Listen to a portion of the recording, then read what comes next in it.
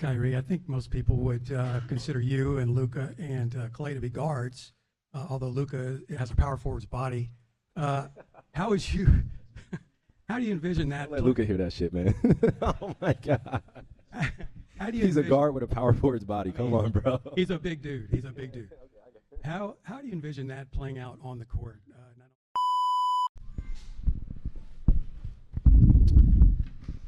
Hey, Kyrie. Everybody doing well?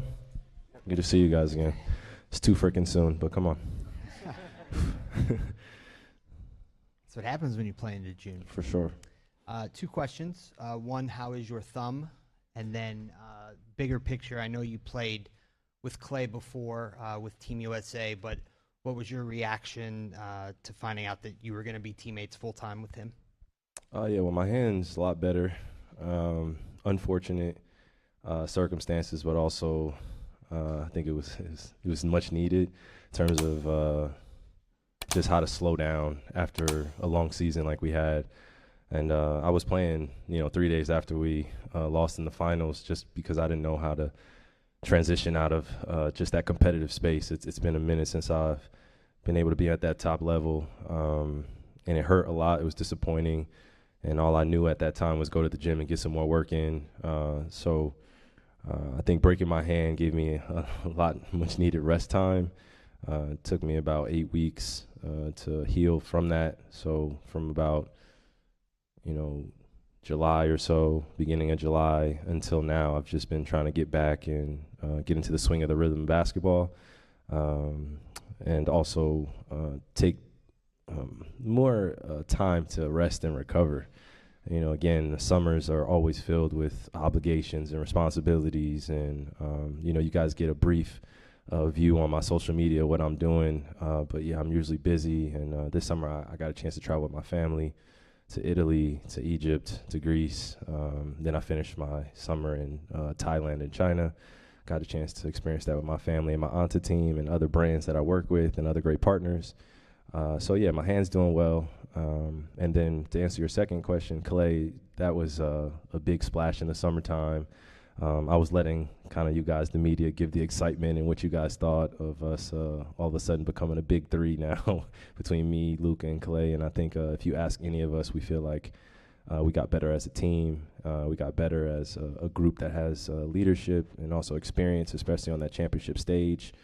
It's easy to kind of, quote unquote, convince Clay to come here because of just what I had experienced thus far in the past year and a half of just being welcomed and embraced. And I don't mean that cliche. I mean that truthfully here in the South, in Dallas.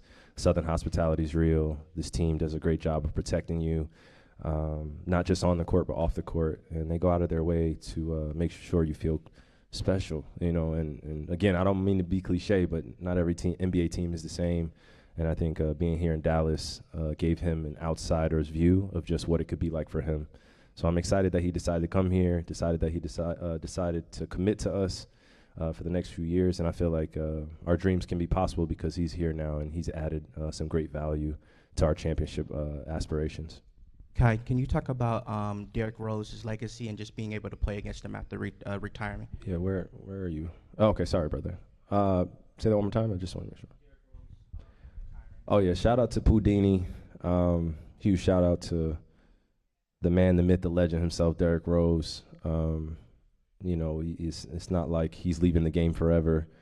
I think it's about time that he got his flowers, and he took full control over his career of just how it was for him. I think we've all kind of been in or tried to be in D Rose's shoes of understanding what it's like to be at the top of your game, top of your craft. You're in your prime at 20 years old, and then to go through a traumatic injury like a torn ACL, and then have to go through an MCL injury and then more surgeries. And I just really admire a guy like that and respect a man like that because of course, he takes care of his family and his wife, and that's just one thing to see, but the way that he's led by example for all of us in his own way. And he really taught me how to persevere. And I took things from his journey even before he got into the NBA and made it my own. He comes from rough side of Chicago. Statistics really said that he shouldn't have made it out. And he carved a way by utilizing basketball as a vehicle to put his family in a different position, put his friends in a different position. So there's so many different things that I admire and respect about that guy, because, when I was 19 getting ready for the draft, I remember watching him, and I was in Chicago at a playoff game.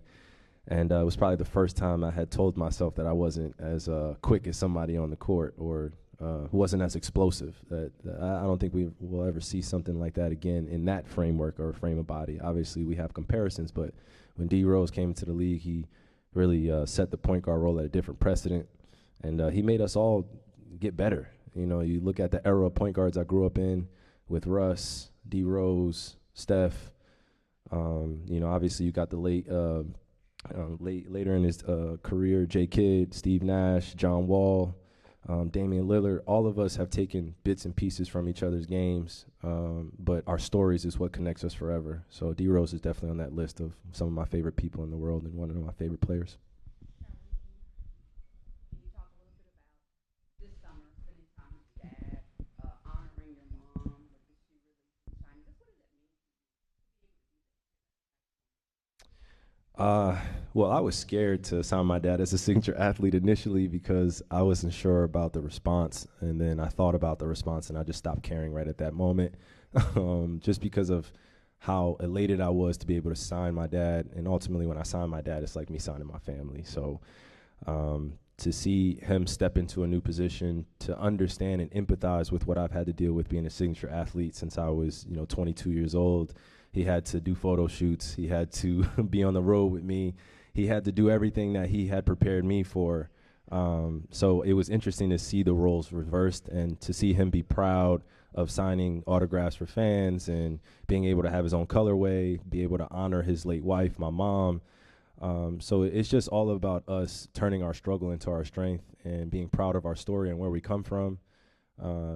Statistics said that my dad shouldn't have made it out either, or my family, and we all made it out of the Bronx, New York, moved to New Jersey, and now we're thriving and flourishing because we were able to sacrifice a lot of things that we loved when we were younger. They were younger, my aunts, my dad, my uncle, in order for us, the cousins, my kid, the kids now to be able to thrive. So to pay that forward it's amazing, and I don't take it for granted.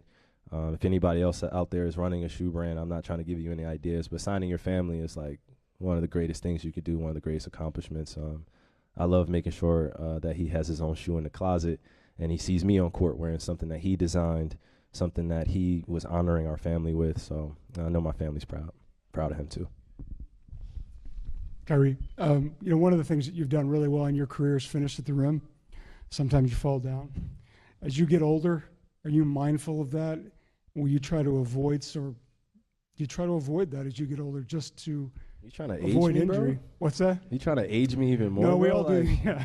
No, is it Like something? you know what I mean? I was drafted at 19. There's a few guys in my draft class that are like 35, 36 now. But no, I'll answer. Yeah, go ahead. I didn't mean to. So do you try to avoid that? Do you try to are you mindful of it so you avoid those situations? So you just take yourself out of those potential scary scenarios where something may just kind of go sideways on you?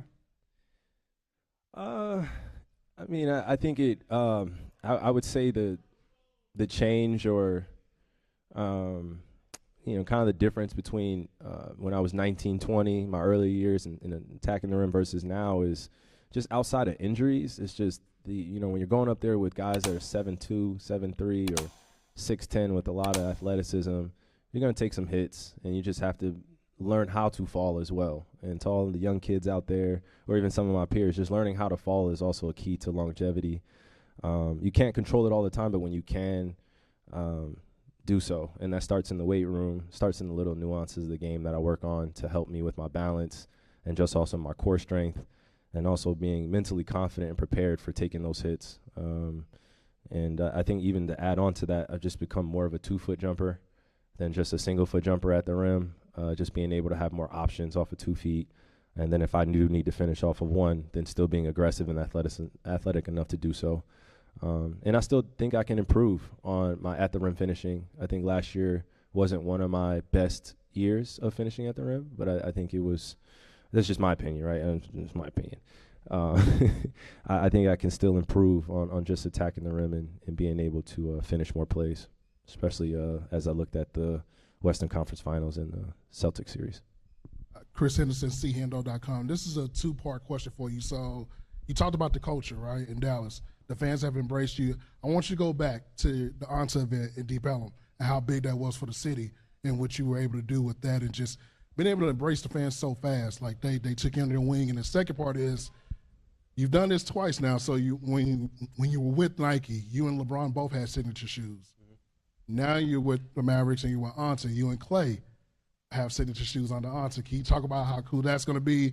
And is there going to be a little competition who has the better looking PEs? Well, shout out to Deep Ellum for hosting us, Sneaker Politics.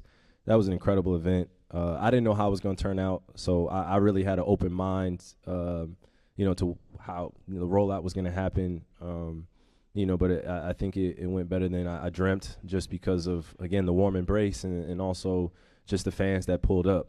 Whether they were a fan of me, and most importantly, whether they're a fan of Dallas, they really showed love, and they showed my family love too. And I think even just to not mince my words or fall short on it, but anytime you do something in a city where you're not from, or your state where you're not from, you just don't know how people are going to react, and especially when you have to use product as a communicating piece, or art as a communicating piece.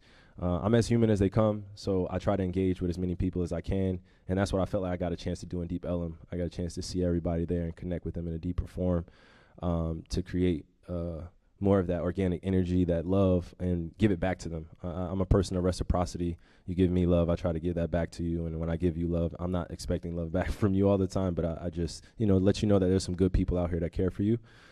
And then to answer your second question with Clay, of course there's going to be competition. There was competition with my dad, who had the better signature series. So, even when I was with Nike and Bron and stuff like that, it wasn't a terrible thing to have healthy competition in this space. I think it only made us better.